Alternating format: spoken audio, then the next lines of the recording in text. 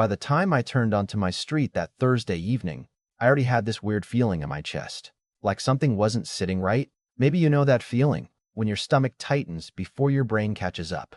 I saw the empty space in my driveway before I even put the truck in park, and for a second I honestly couldn't breathe. The fuselage was gone.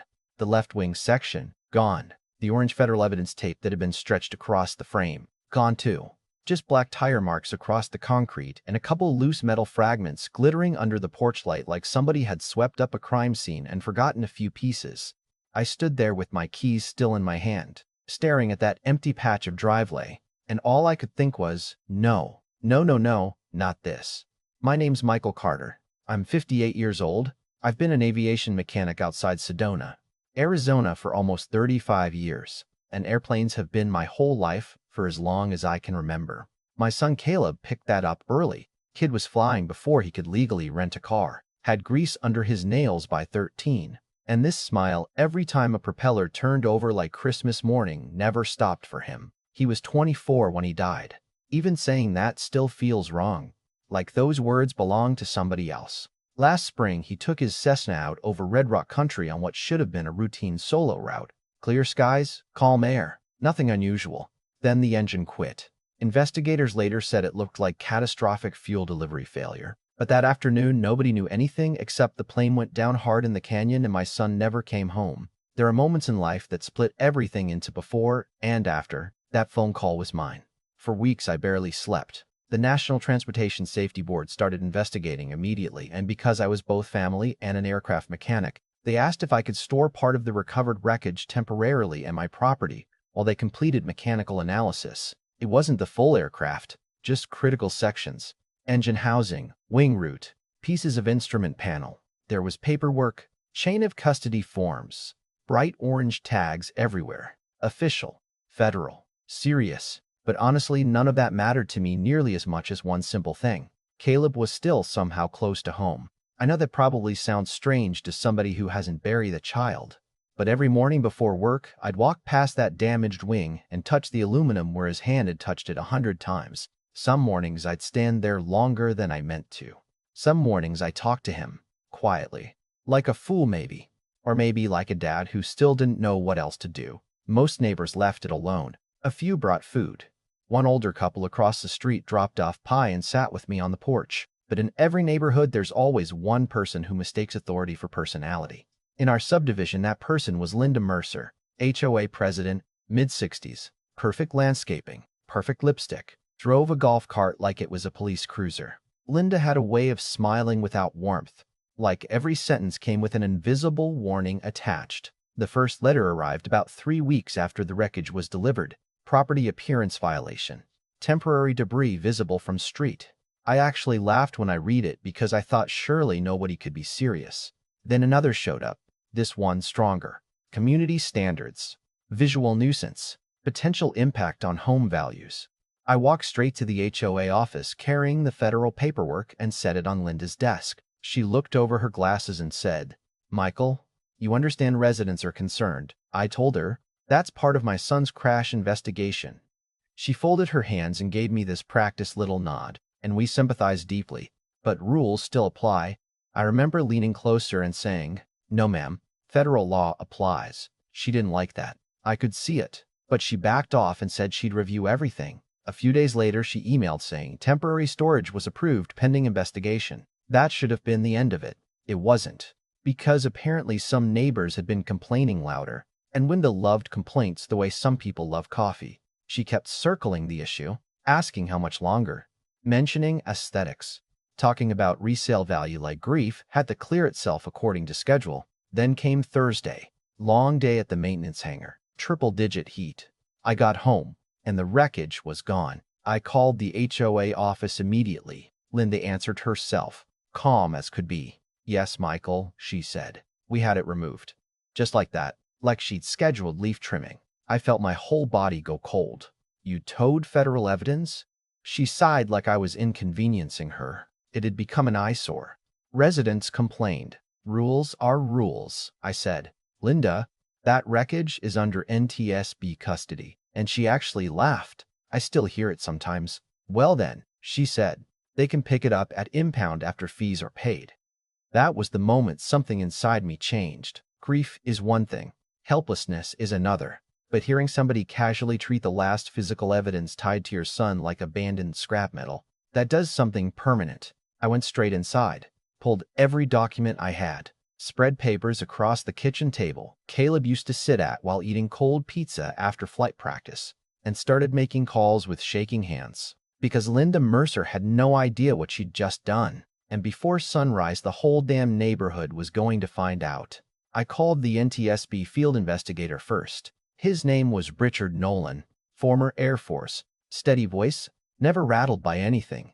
Until that night, he picked up on the second ring, and I barely got through the first sentence before he cut in and said, "Tell me exactly what happened." I walked him through it, standing in my kitchen with paperwork spread everywhere, staring at the empty driveway through the window like somehow the wreckage might reappear if I kept looking long enough. When I finished, there was dead silence for maybe 3 seconds. Then Richard exhaled hard and said, "Michael, do not pay a dime. Do not call the tow yard yourself, and do not let anybody touch anything else." His tone had changed completely, calm but sharp, controlled anger, the kind that usually means somebody's already in trouble and just doesn't know it yet.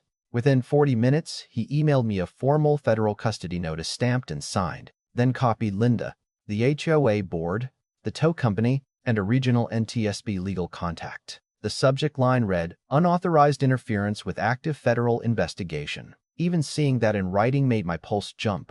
Then Richard called back and said, "I've already spoken to the tow company. They're panicking." Turns out once they heard federal evidence and chain of custody, they stopped unloading immediately. They had Caleb's engine section still strapped on the flatbed in their storage yard. The owner, poor guy named Victor, sounded like he was about to pass out. He kept saying, "Sir, nobody told us. They just said abandoned debris. We had paperwork." I told him, "I know, just don't move another bolt." Then Linda emailed me at 10:14 p.m. She didn't apologize. Not even close. Subject line, compliance deadline. She wrote that if I wanted the aircraft parts returned to my property, I'd need to reimburse towing, handling, emergency storage, and violation processing fees totaling $3,850 within 72 hours, or abandoned materials would be processed for salvage disposal. I read that twice because I honestly couldn't believe a real adult wrote it. Then I called my attorney. Her name was Rachel Bennett, sharpest litigation attorney in Yavapai County, and not somebody you enjoy opposing. She'd handled an easement issue from me years ago. When she heard the story, she got quiet, then asked one question. Did she receive written notice this was federal evidence before she authorized towing? I said yes, more than once. Rachel said, "Good. Don't reply to anything." By midnight, Linda Mercer had a legal notice drafted and sent certified and electronic, warning that her conduct potentially constituted evidence tampering, civil conversion, negligence, and willful interference with a federal investigation. Rachel copied the HOA attorney too, a guy named Preston Hall. I didn't sleep. Couldn't. Sat on the porch till sunrise with cold coffee and Caleb's old flight jacket draped over the chair beside me. There's something weird grief does. It sneaks up sideways.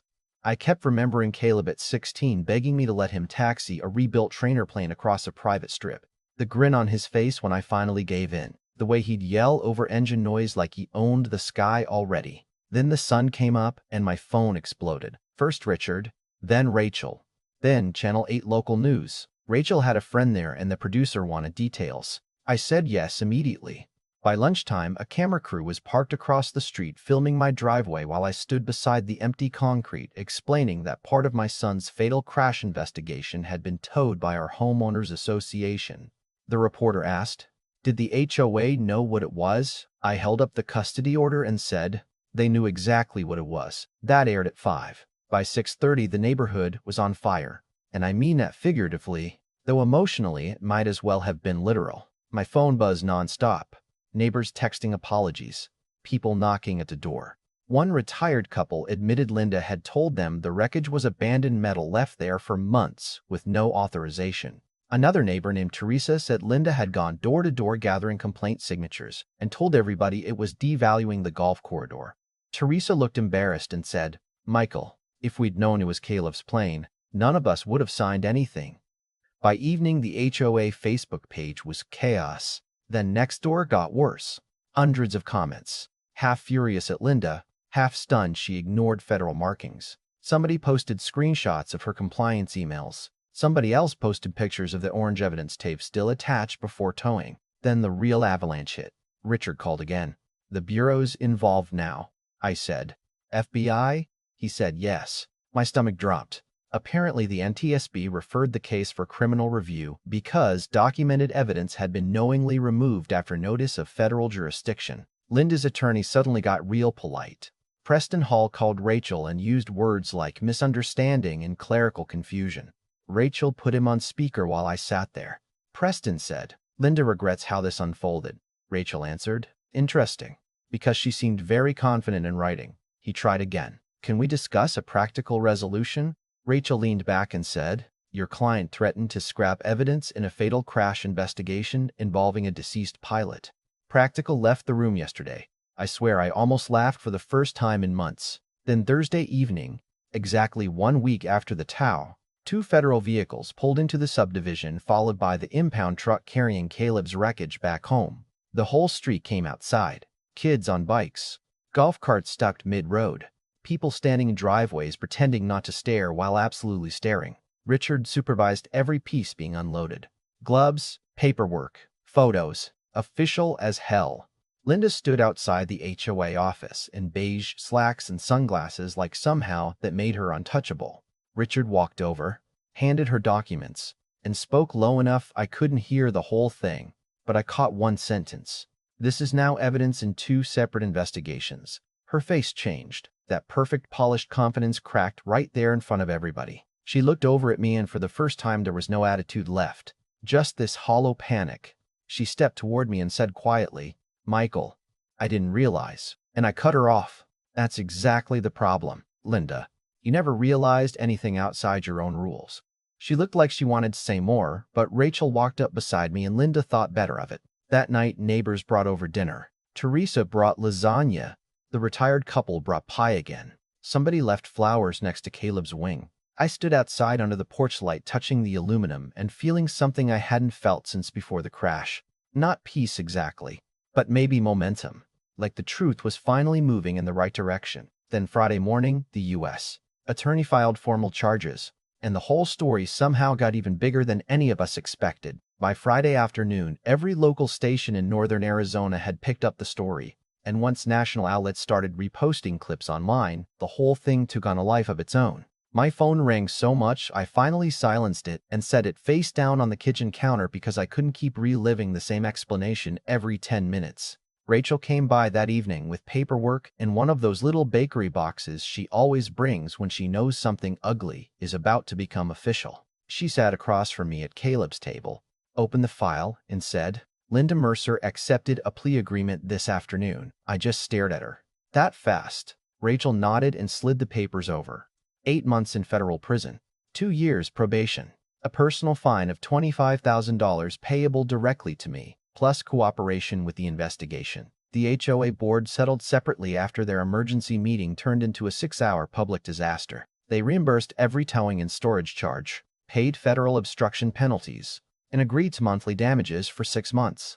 But the strangest part came later. Linda's son showed up at my house the following Sunday. His name was Aaron. Mid-30s. Commercial pilot out of Phoenix. I'd never met him before. He stood there awkward as hell holding a small paper bag from a coffee shop and looked like he hadn't slept. He said, "Mr. Carter, I'm not here for her. I just wanted to say I'm sorry." Then he looked over at Caleb's wing section sitting under the awning and got quiet. "My mom called me after the agents came," he said. "She told me what happened. And honestly, I couldn't believe she did that." We ended up talking almost an hour. About flying. About fathers and sons. About how pilots understand that wreckage isn't scrap metal. It's answers. Sometimes the only answers families ever get. Before he left, he ran his hand along the aluminum skin and whispered, "She should have known better." I watched him drive away and thought about how grief ripples through people who didn't ask for it. A week later, the HOA amended the bylaws. Any item under active federal investigation was permanently exempt from enforcement. No board vote required. Funny how fast rules can change once consequences finally get expensive enough. The NTSB finished its analysis 2 months later. Fuel line fracture. Mechanical failure. Quick, brutal, impossible for Caleb to fully recover from in that terrain. I read every page alone on the porch while the evening light dropped behind the red rocks. Hardest thing I've ever done. But afterward, I finally felt something unclench. Because not knowing can eat a hole through you bigger than grief itself. At least now I knew what happened. At least now his story had an ending rooted in truth instead of questions. Linda reported to federal custody 3 weeks later. No cameras that day. No dramatic speeches. Just a plain sedan and a woman who suddenly looked a whole lot older than she had a month earlier. She glanced toward my house before getting in. I didn't wave, didn't smile, didn't say anything. There wasn't really anything left worth saying. That night, I sat outside with a glass of iced tea and Caleb's jacket over the back of the chair like always. Wind mooing through the trees. Quiet neighborhood. The wreckage still there, but somehow lighter than before. Not because I missed him less. That never changes. But because people finally treated what he left behind with the dignity it deserved. And every now and then I still think about Linda standing there saying rules are rules, right before federal agents turned her perfect little HOA world upside down. Truth is neighborhoods need rules. I get that. But there's a difference between protecting a community and forgetting how to be human. Some folks get so obsessed with control, they stop seeing the people standing right in front of them. And when that happens, eventually reality tends to hit back harder than anybody expects. So I'm curious, if you were in my shoes, would you have pushed it all the way like I did? Or would you have taken the apology and let it go? And have you ever had somebody in your neighborhood cross a line so far they forgot basic decency? Drop your story down in the comments. Because I've learned the wildest fights aren't always over money or property. Sometimes they start the second somebody mistakes something sacred for junk.